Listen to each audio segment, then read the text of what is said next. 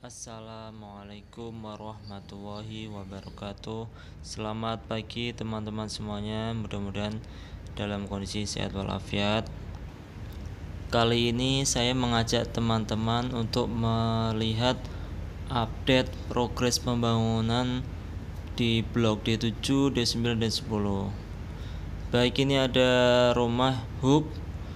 Untuk hub ini luas atau lebarnya tambahan ke samping itu ada 3 meter dan panjangnya 12 meter. Jadi ada tambahan luas tanah seluas 36 meter persegi. Untuk harga tanah tambahan itu per meternya dulu pas saya akad masih di 2,25 juta ya. Jadi tambahan harganya itu ada 2,25 juta kali 36 meter persegi. Bagus, bisa dibuat taman seperti ini dan buat untuk tambahan bangunan. Baik, kita lanjut jalan ke belakang. Jam 7 pagi ini tukang sudah pada mulai bekerja, beraktivitas, melanjutkan progres pembangunan rumah ini. Jadi akhir November ini akan ada beberapa yang akad. Jadi ada beberapa rumah yang diprioritaskan pembangunannya. Dan cuaca juga cerah akhir-akhir ini. Jadi pembangunan bisa dikebut, bisa dipercepat. Ini yang deretan D9 yang menghadap ke selatan, yang menghadap ke Fasum. Seperti yang kita sudah lihat tadi, ini sampingnya sudah mulai diplester. Tampak depan juga sudah lumayan rapi ya, sudah diplester, bahkan sudah di-AC.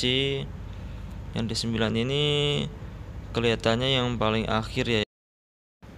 Oke, ini yang sudah dicat, ini progresnya merupakan di blok D7 genap. Ini dicat karena yang pembangunan prioritas akan melakukan proses akad di akhir bulan ini. Jadi informasinya yang akad di akhir bulan ini akan mendapatkan free PPN-nya ya, karena termasuk akhir bulan sudah bisa ready stock, memenuhi syarat untuk free PPN di sini. Untuk yang sudah booking fee maupun yang nyicil DP, mudah-mudahan ya, saya doakan bisa cepat melunasi DP-nya sehingga bisa mendapatkan unit-unit yang ready stock untuk promo free PPN-nya. Saya akan mengajak teman-teman untuk masuk ke dalam rumah. Seperti apa dalam rumah ini, untuk ukuran rumahnya dan spesifikasi bangunannya. Jadi untuk luas lebar dari rumah ini yang tipe standar itu di 7 meter ya. Untuk carport sendiri ini 3,7 meter. Jadi sangat cukup luas untuk satu mobil dan beberapa sepeda motor. Kemudian sebelah kiri yang teras atau taman ini lebarnya berarti di 3,3 meter, panjangnya di 4 meter. Untuk carport tadi panjangnya 4,5 meter. Oke, kita masuk ya. Ini untuk spesifikasi bangunan. Gentengnya ini dari genteng beton. Untuk kusen, pintu, jendela ini dari kayu meranti atau setara. Ini masih dikerjakan ya, kondisinya masih berantakan di dalamnya. Oke, assalamualaikum, kita masuk ke dalam. Ini living room dimensinya atau ukurannya di panjang 4,35 meter, lebarnya 3,3 meter. Seperti ini kondisinya. Untuk tingginya ini dari lantai ke plafon sekitar 3,25 sampai 3,5 meter. Temboknya udah mulai dicat dasar, plafon tadi udah dicat, sudah ada list. Pintunya ini dari pintu panel. Untuk keramik tadi ukuran 30 x 30 ya.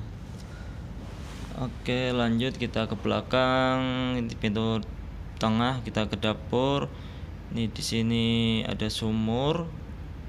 Terus ada bak kontrol, Kemudian ini ada meja kompor minimalis yang menempel ke dinding.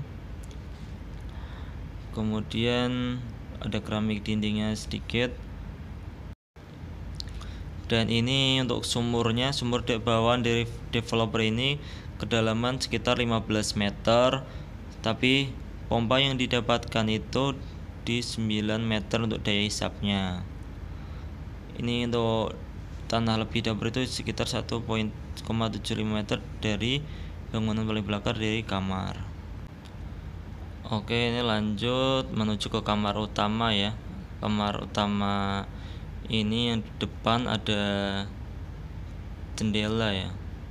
Ini ada satu jendela sama ada dua jendela, satu yang bisa dibuka, satu yang enggak. Untuk dimensinya ini di panjangnya lebarnya itu 3,7 meter kali 2,75 meter, cukup luas untuk sebuah kamar, untuk kamar utama untuk orang tua. Sama ini plafonnya udah pada dicat, udah ada list, temboknya udah dicat dasar di sini. Cukup terang karena jendela juga cukup luas ya. Ini untuk kamar kedua. Kamar kedua ini sama, udah dicat dasar, udah ada plafon list. Dimensinya itu 3 meter panjangnya, lebarnya 2,6 meter untuk kamar anak ya, cukup untuk segini. Ada jendela belakang untuk ventilasi dan pencahayaannya. Kemudian ini kamar mandi, ukurannya 1,5 meter, luasnya panjangnya 2 meter. Sudah terpasang baknya, dindingnya keramiknya udah terpasang, dan klosetnya udah terpasang. Ini kloset jongkok yang didapatkan ya. Untuk di sini masih ada space kecil.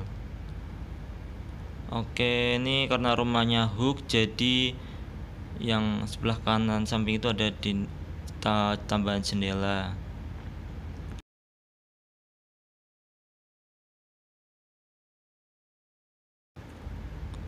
Ini tukang sedang mengerjakan pemasangan kaca jendela kamar tadi.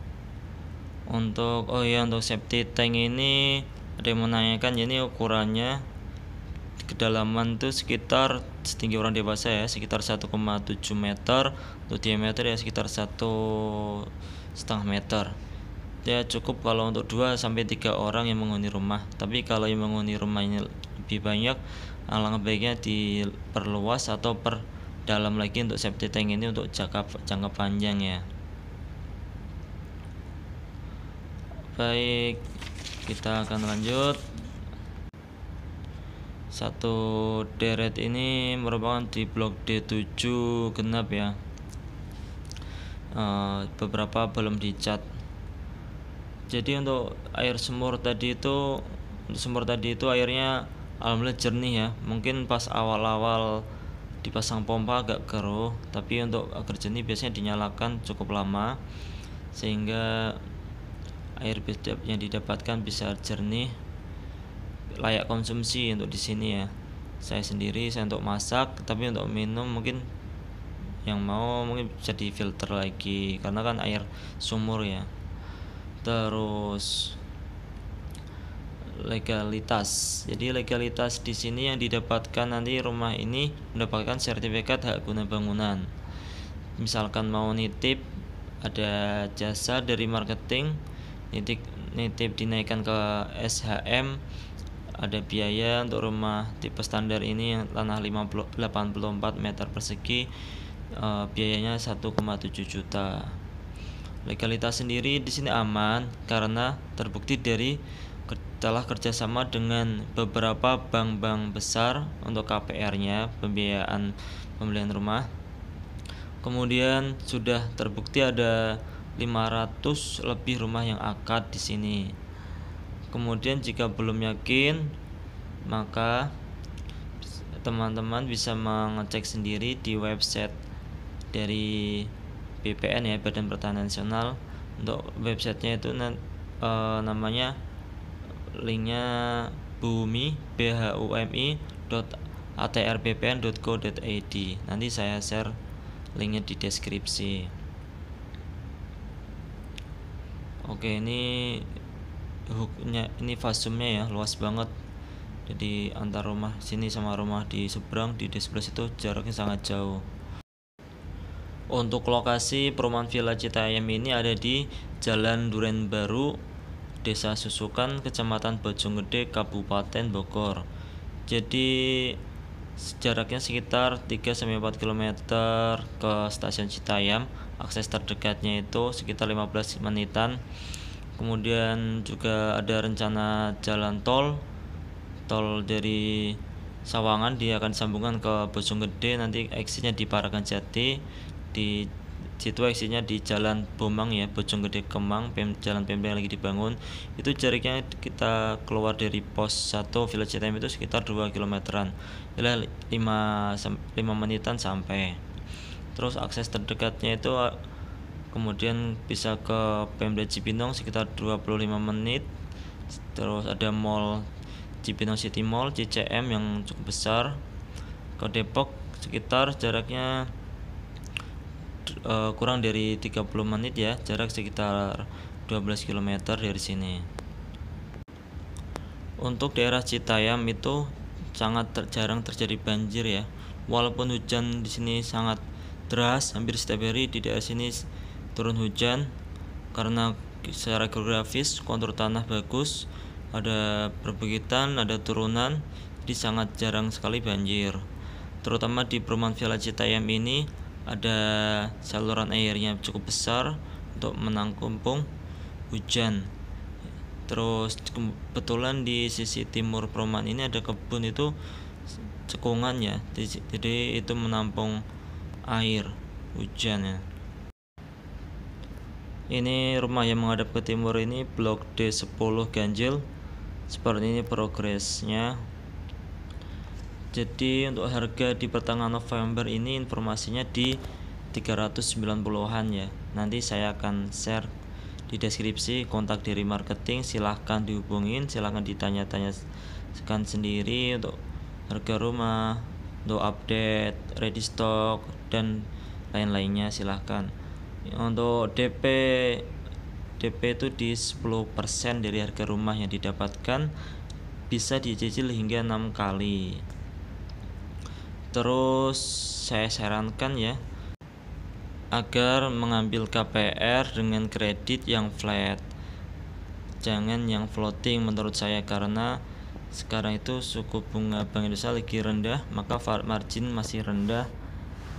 Jika dapat yang flat maka akan sangat menguntungkan.